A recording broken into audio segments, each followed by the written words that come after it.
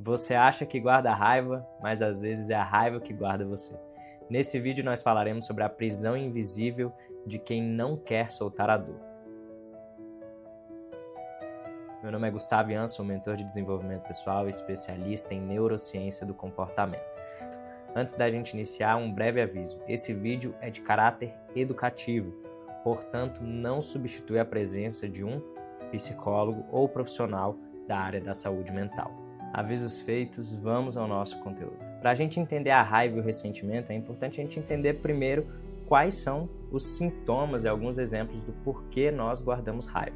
Então nós temos mágoas antigas, que nós por vezes ainda mantemos aqui no nosso espaço mental. Nós temos nossas explosões desproporcionais. Então a pessoa que ela resolve guardar uma mágoa, um ressentimento, ou ainda gosta de estar no estado de raiva, ela quer justificar o seu destemperamento de ação através de uma raiva, de um sentimento que teoricamente seria legítimo.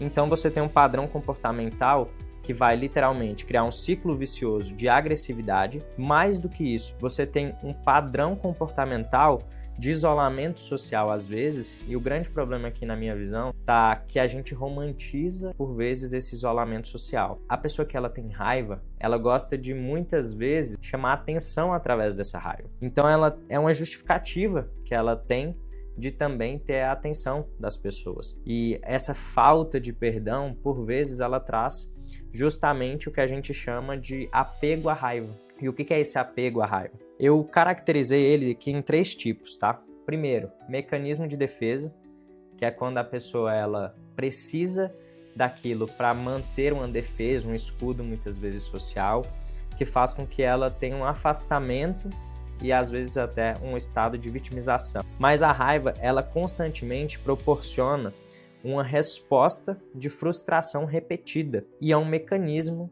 de proteção emocional que faz com que as nossas explosões emocionais proporcionem alívio emocional. Então, uma pessoa que ela não consegue, ou que ela tem dificuldade de se regular emocionalmente, ela tende a explodir mais facilmente e para justificar essa explosão, ela vai lá naquele sentimento passado que é transformado depois em raiva e aí ela tem um comportamento que teoricamente seria justificado. Outro ponto importante para a gente trabalhar aqui é um controle ilusório. Porque quando a pessoa ela sente raiva, teoricamente, ela está trazendo controle para a situação.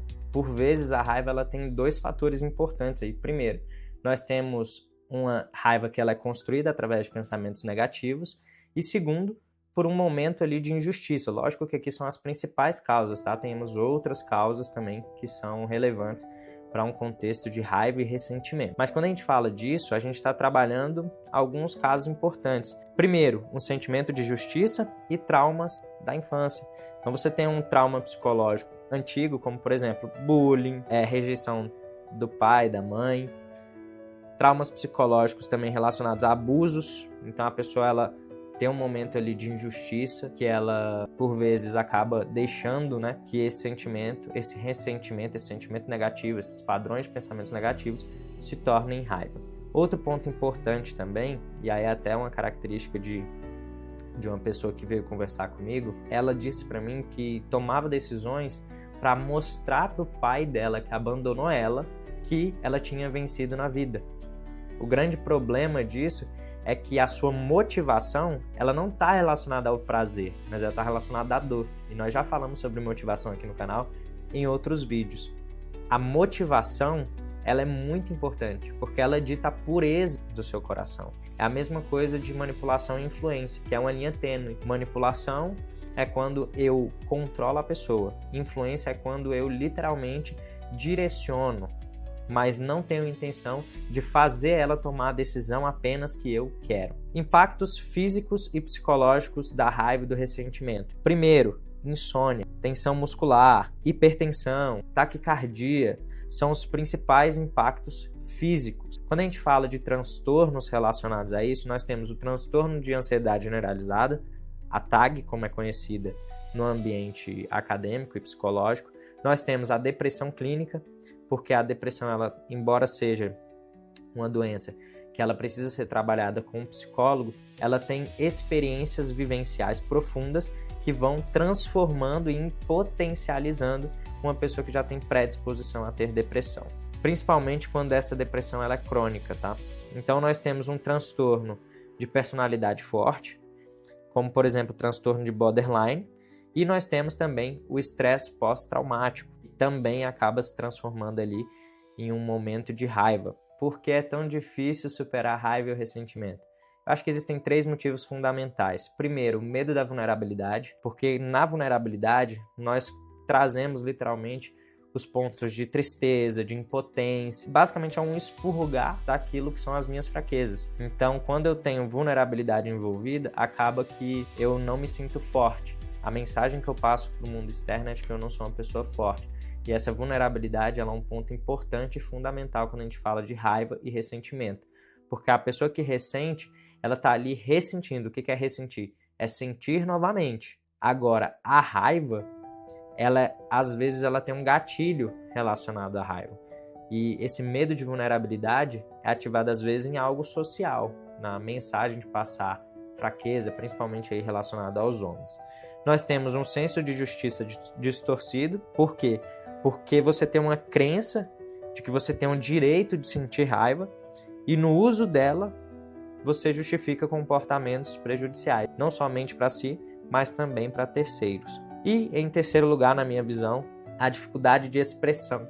É a pessoa que ela não tem inteligência emocional para, literalmente, ter uma autoconsciência, entender e nomear suas emoções, compartilhar essas emoções e gerenciar elas. Então, você tem essa dificuldade aí, onde muitas pessoas aprendem que falar sobre seus sentimentos negativos, falar sobre suas fraquezas, não é construtivo. Então a gente precisa desconstruir essa ideia na cabeça da pessoa para que a gente possa literalmente iniciar e romper esse ciclo. Alguns caminhos para a cura são exatamente semelhantes quando a gente fala da literatura. Uma grande importância quando a gente fala da literatura relacionada à raiva e ressentimentos é, primeiro, a raiva, como eu falei para vocês, muitas vezes ela tem raiz na injustiça. Então é importante a gente entender que, primeiro, eu preciso reconhecer que houve uma injustiça e aceitar. E esse processo de aceitar, muitas vezes, quem foi a pessoa que sofreu a injustiça, ela não se perdoa. Porque às vezes ela acha que ela é a culpada por ela ter se sentido injustiçada, por ela ter sofrido a injustiça.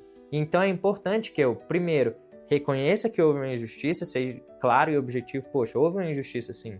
Que eu aceite, poxa, eu não merecia essa injustiça, mas eu preciso me perdoar. O que eu podia fazer para não ter essa injustiça? As pessoas elas tomam as decisões que elas acreditam serem mais assertivas com as informações que elas têm. Então, não tem por que você julgar que você poderia ter muitas vezes prevenido, a não ser que você tenha literalmente falado, não, eu decido conscientemente não agir preventivamente sobre isso, sabendo que lá na frente isso vai acontecer. Aí sim, seria um motivo de você se automutilar. Mas do contrário, não faz sentido. Permita-se ter autocompaixão por si mesmo.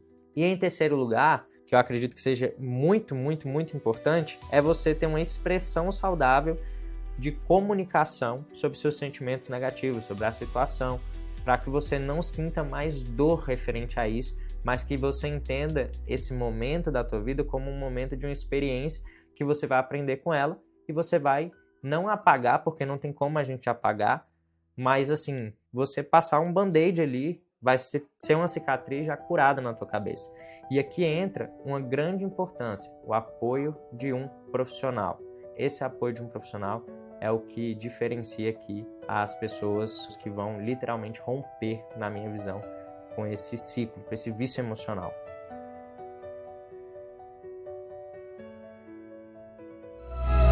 Ei, Gustavo, tu chegou com visão, mostrou que juntos mudamos a direção.